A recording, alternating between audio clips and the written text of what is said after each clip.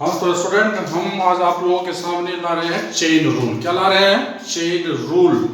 Chain rule श्रृंखला नियम कहते हैं इसे हिंदी में। देखिएगा क्या होता है यह चेन रूल।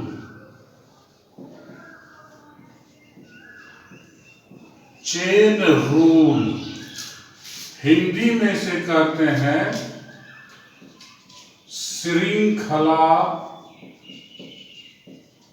नियम। क्या कहते हैं? श्रृंखला नियम, चेन रूल। डिफरेंशिएशन में चेन रूल बेहद इंपॉर्टेंट होता है, खास होता है। इसके बगैर आप डिफरेंशिएशन को कंप्लीट नहीं कर पा सकते हैं। इसीलिए चेन रूल को समझना बेहद जरूरी है आपके लिए। इसीलिए आप इसे बेहतर तरीके से जरूर समझेंगे।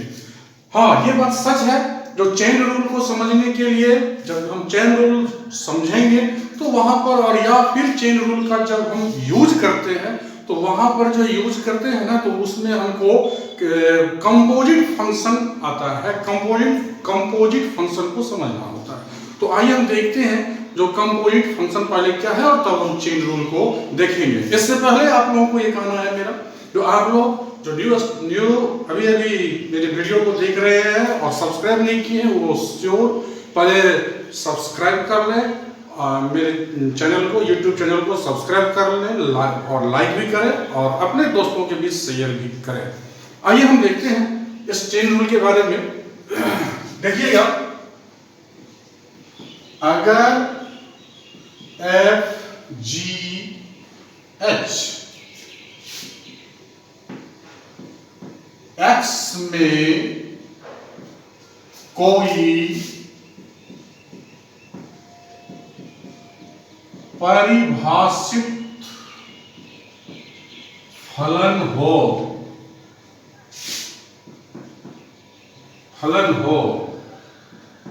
तो F of G of H of, ये जो आपको दिख रहा है ये देखिए, यस, इसको देखिए। इससे पहले आप सिंपल फंक्शन देखते थे। सिंपल फंक्शन देखने से मतलब है जो आप देखते थे, इससे पहले आप देखते थे जो F x equals x square, ये सिंपल फंक्शन है, ऐसे देखते थे।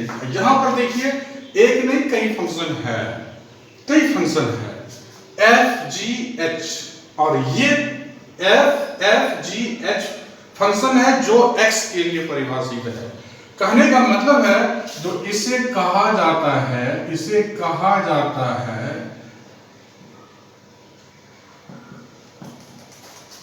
कंपोजिट, इसे कहा जाता है कंपोजिट फंक्शन। क्या कहा जाता है इसे? कंपोजिट फंक्शन कहा जाता है। तो ये जो है F of G of H of X, composite function को हिंदी में कहते हैं संयुक्त फलन। क्या कहते हैं इसे? संयुक्त फलन कहते हैं। तो आइए देखते हैं इस चेन रूल को, जिसे श्रृंखला नियम कहते हैं। यहां पर देखिए कंपोजिट फंक्शन होता है ना, कंपोजिट फंक्शन होता है जब एक फलन में कई सारे फंक्शन छुपे हुए होते हैं। जैसे f में g भी है छुपा हुआ, h भी छुपा हुआ है, x। इसको आप ऐसे भी समझ सकते हो। देखो ये x जो है, यहां पर जो है ये x जो है, suppose that x is a girl, x क्या है? एक लड़की है। और यहां पर f जो है वो भी x को चाहता है, g भी x को चाहता है और h भी x को चाहता है। कहने का मतलब ये तीनों फंक्शन जो है x पर दीवाना है, x के लिए फंसा हुआ है। कहने का मतलब जो है यह x हो जाता है डोमेन। क्या होता है? डोमेन। इसी पर सारा खेल होता है। और ये हुआ फंक्शन f, ये हुआ आपका फंक्शन f, ये हुआ फंक्शन g, और ये हुआ आपका फंक्शन h। यस, आप देख सकते हैं एफ जी और एच तीनों किसके लिए परिभाषित है? x के लिए परिभाषित है। ऐसा ही हाँ, इसको हम y से रिप्रेजेंट करते हैं, फंक्शन है तो y से। ऐसा जब फंक्शन होगा, इस तरीके से जब एक फंक्शन में कई सारे फंक्शन छुपे हुए होंगे, फलन छुपे हुए होंगे, तो वह कंपोजिट फंक्शन कहलाते हैं। और चेन रूल जो है इसी टाइप के फंक्शन को डीसी करने का, डिफरेंशिएट करने का एक तरीका बताता है। क्या बताता है? एक तरीका बताता है। चेन रूल बेहद इंपॉर्टेंट है और आप इसे समझेंगे, जिसे अब हम आपको समझा रहे हैं। प्लीज देखिएगा इस चेन रूल को।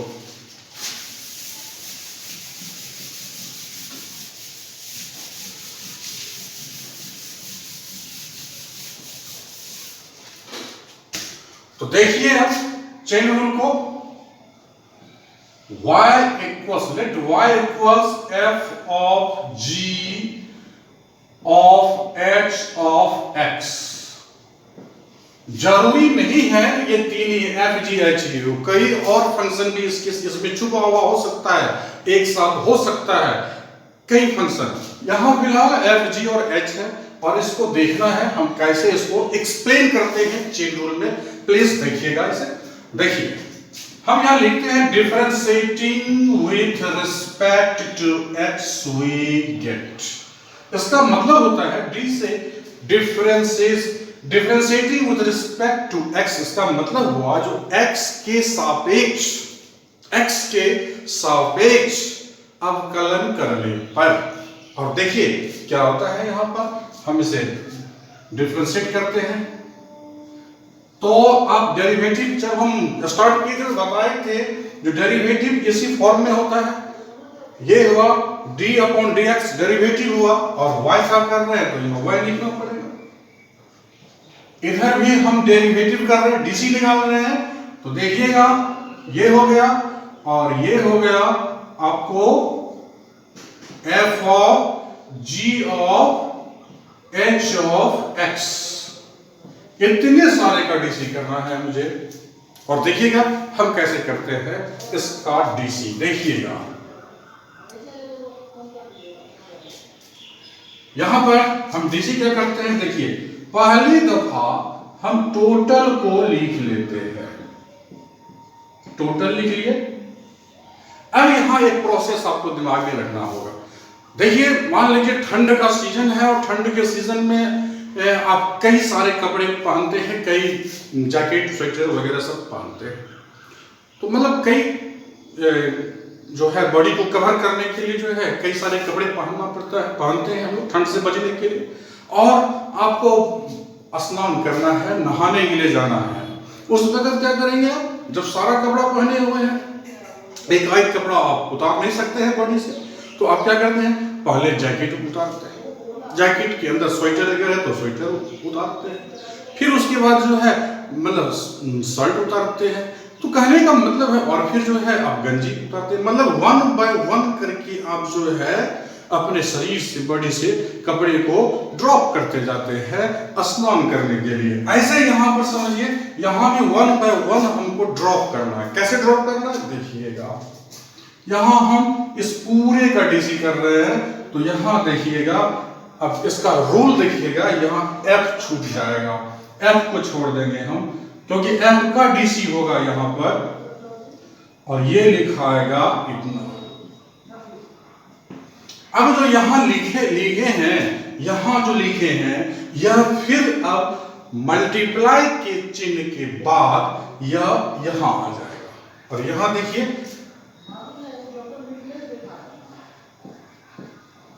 इस टेक्निक को समझना है। अब यहां से हम डीसी करेंगे, तो यहां जब डीसी होगा तो देखिए G का डीसी होगा, तो G यहां से हट जाएगा और यहां आएगा h ऑफ x, और यहां फिर h ऑफ x, यहां h और dx। अब इस प्रोसेस को आप समझिए, यह प्रोसेस जो है क्या है, ये dy अपॉन dx, इस प्रोसेस को समझिए। यहां देखिए क्या है, जब हम ओवरऑल का डीसी स्टार्ट कर चुके हैं और एकाएक डीसी कर नहीं सकते, जैसे शरीर से इस ठंड के मौसम में एकाएक सारा कपड़ा हम नहीं उतार सकते।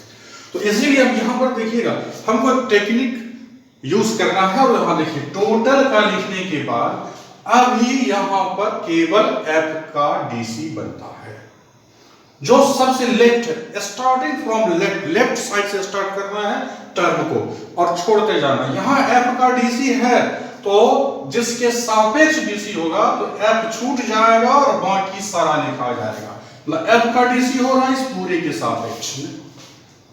अब वहीं पर जब इसको फिर नेक्स्ट जी भी है मेरा, तो इसको जब हम यहां ले गए तो अब इस पूरे का डीसी होगा, जहां जी का डीसी अब स्टार्ट होगा तो जी का डीसी होगा तो जी छूट जाएगा और ये लिखा आएगा एच ऑफ एक्स, और फिर यहां पर एच ऑफ एक्स लिखे तो एक्स को छोड़ना है और dx लिखना है। और याद रहे जब हमको dx अचीव हो जाएगा, dx पर आ जाएंगे हम, तो वहां पर स्टॉप कर देना है, उससे आगे हमको नहीं जाना है वहीं पर, क्योंकि x के सापेक्ष हम dc कर रहे हैं और हमको यहां मिल चुका है। कहने का मतलब है, वो कहावत है ना, वो कहावत क्या है, वो गाना है, लुट गए हम तेरे मोहब्बत में जी, छूट गए हम डीसी में। ये एफ छूट गया डीसी के लिए, जी छूट गया डीसी के लिए, और एच भी छूट गया डीसी के लिए, बच गया आखिर में एक्स। तो स्टूडेंट्स यही आपका होता है चेन रूल, या एक चेन बना देता है। देखिए ये चेन बनाता है, एक दूसरे के साथ कनेक्ट होता है। जैसे चेन आप अपने गले में चेन पहनते हो तो उसमें एक वन बाय वन करके जो है ना वो जुड़ा रहता है उसका दाना, और यही जो है बना देता है चेन, आपको चेन रूल, यही चेन बना देता है। ऐसे ही आप चेन बनाते हो अपने गले में पहनने के लिए, आप अपने गले में पहनने के लिए चेन बनाते हो। देखिए हर एक जो है एक दूसरे से कनेक्ट है, फंसा हुआ, वो छूट नहीं सकता। हाँ छुड़ाएंगे तब ये छूटेगा, वैसे छूट नहीं सकता। ऐसे यहाँ भी छुड़ाएंगे हम, इसको ड्रॉप करेंगे तब ये ड्रॉप होगा, वो भी रूल के मुताबिक एक दूसरे से कनेक्ट है, इसीलिए इसे कहा जाता है चेन रूल। इसे क्या कहा जाता है? Chain rule. इसी को हम लोग कहते हैं चेन रूल। अब इसका इस्तेमाल हम कहाँ करेंगे जरूर देखना है स्टूडेंट्स, क्योंकि इसका इस्तेमाल बहुत जरूरी है। कैसे इस्तेमाल करते हैं आप देखिएगा, हम आपको दिखाते हैं।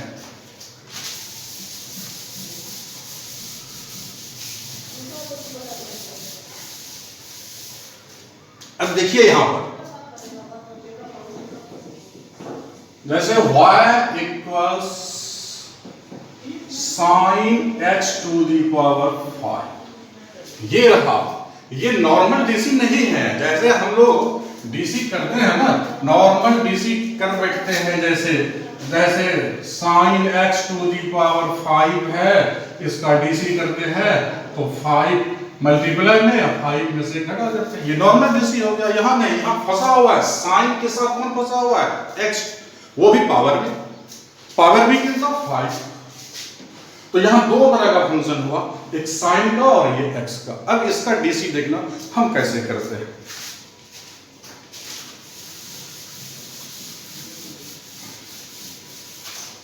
देखिएगा इसका डीसी हम लिखते हैं differentiating with respect to x we get, और ये हम डीसी लिखते हैं, यहां भी ये हम लिखे h टू दी पावर 5। ये अब इसका डीसी हमको करना सीखिएगा, एक दफा सीख गए तो फिर उसको भूलने का कोई नाम ही नहीं आता है। चेन रूल में क्या होता है, लेफ्ट साइड से बाईं तरफ से हम टर्म को हटाते चलते हैं, और हमने सिखाए थे इसको। अब इसको हम चेन रूल इस्तेमाल करेंगे, तो पहले तो टोटल लिखेंगे, अब बारी है हम हटाने का। तो किसका डीसी होगा? लेफ्ट में जो फर्स्ट है उसी का डीसी होता है। तो हमने किसको हटाए? साइन को हटाए, तो साइन यहां हटेगा तो क्या बचेगा? x टू दी पावर 5, और फिर h टू दी पावर 5, यहां पर क्या हटेगा? पावर हटेगा। बच गया dx, dx आया, अब स्टॉप हुआ, अब ये आगे नहीं बढ़ेगा।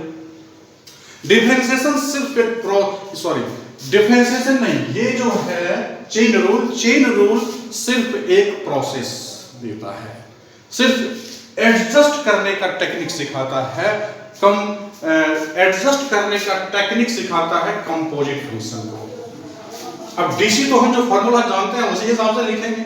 आइए साइन, याद है कि भूल चुके हैं आप लोग, याद है कि आप लोग भूल चुके हैं, नहीं ना? वैसे भी सुनिए, एक बात सुन लीजिए, आप मैं इसे भूल जाऊं ये हो नहीं सकता, और आप इसे भूल जाइए मैं होने नहीं दूंगा, क्योंकि इसका डीसी है साइन का। और देखिएगा साइन का डीसी क्या होता है, देखिए साइन का डीसी क्या होता है, cos x हमने सिखाए थे आपको, साइन x का डीसी क्या सिखाए थे, cos x।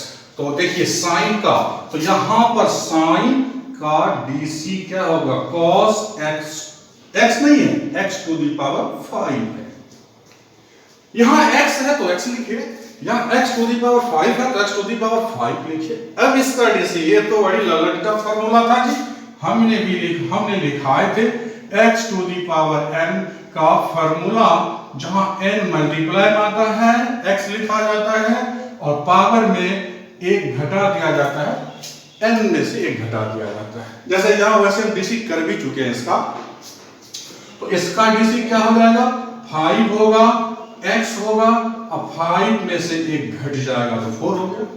अब इसको रिवर्स में हम लिख देते हैं, और देखिएगा हम इसे लिखते हैं, यहां पर यह हो गया आपको 5x to the power 4 cos x to the power 5, this is your answer. तो ये था चेन रूल का इस्तेमाल हम कैसे करते हैं। एक एग्जांपल और देख लेते हैं हम, और चेन रूल को समझने के लिए देखते हैं हम नेक्स्ट एग्जांपल को, चेन रूल को समझने के लिए। आप देखिएगा यहां पर क्या है, ये एग्जांपल भी है, y इक्वल्स साइन और cos ऑफ 3x। यहां पर देखिए, यहां 3 है, साइन भी है, cos भी है और 3x भी है। यहां भी हमको चेन रूल इस्तेमाल करना पड़ेगा। हाँ, चेन रूल हम इस्तेमाल कब करते हैं ये भी जरा एक बार हम बता दें। जब दो फंक्शनों के बीच ना तो प्लस का चिन्ह हो, ना माइनस का चिन्ह हो, ना गुना का चिन्ह हो, और ना ही भाग का चिन्ह हो, जब कोई उसके बीच इस चारों में से कोई रिश्ता ना हो, कोई कनेक्शन नहीं हो, तब हम चेन रूल का इस्तेमाल करते हैं। और यहां इसे कभी भी आप लोग गुना में है ये समझने का गलती नहीं कीजिएगा, ऐसे गुना भी नहीं होता है जी, या फिर बाकी का तो क्लियर ही नहीं है, जोड़ घटा तो है ही नहीं। गुना वाले में कंफ्यूजन हो सकता था, लेकिन उसको हटाइए।